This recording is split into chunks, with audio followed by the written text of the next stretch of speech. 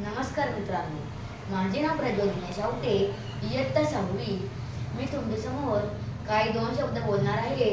ते तुम्ही शांत चित्ताने ऐकावे अशी माझी नम्र विनंती. किती आक्रोश झाला, किती रक्तांच्या नद्या वाहिल्या, किती आक्रोश झाला, किती रक्तांच्या नद्या वाहिल्या. सडा पडला मृतदेहांचा, सडा पडला मृतदेहांचा, तेव्हा स्वातंत्र्य दिन उदयास आला, तेव्हा स्वातंत्र्य दिन उदयास आला. आजच्या कार्यक्रमाचे अध्यक्ष, व्यासपीठावर उपस्थित मान्यवर, प्रशालेचे आदरणीय मुख्याध्यापक, पूजनीय वंदनीय गुरुजन, माझ्या मित्रमैत्रिणींनो आणि येथे उपस्थित सर्व भारतवासियांनो, आज आपण येथे जमलो आहोत कारण येथे भारतीय स्वातंत्र्य दिन साजरा करण्यासाठी. प्रथम आपण सर्वांना स्वातंत्र्य दिनाच्या खूप खूप शुभेच्छा. आजच्या दिवशी सर्व भारतभर उत्साहाने आणि आनंदाला उधाण येते. प्रत्येक भारतीयाची मान गर्व अभिमानाने उंचावते आणि छाती गर्वाने रुंदावते.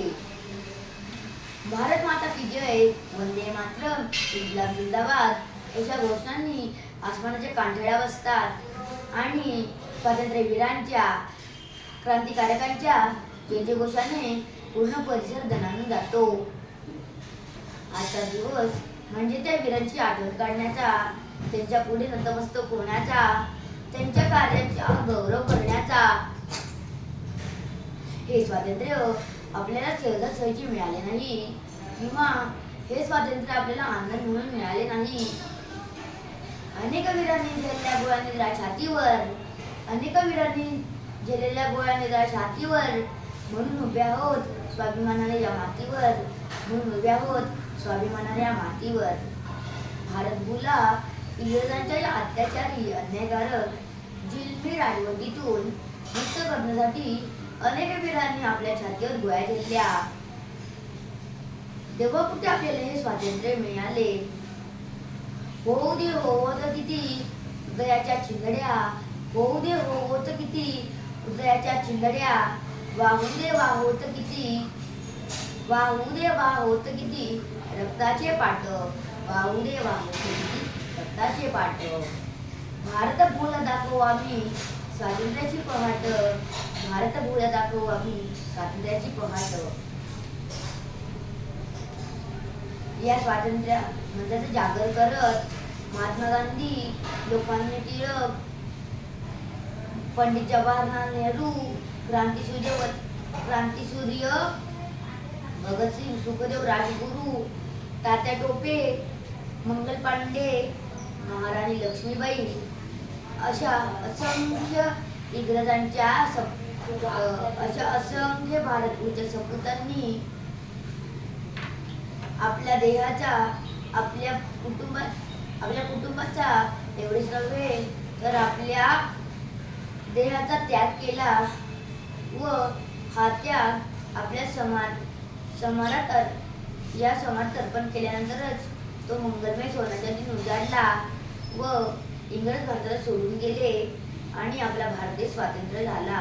तो दिवस म्हणजे 15 ऑगस्ट 1947. स्वातंत्र्याची महिमा मी काय वर्णावी.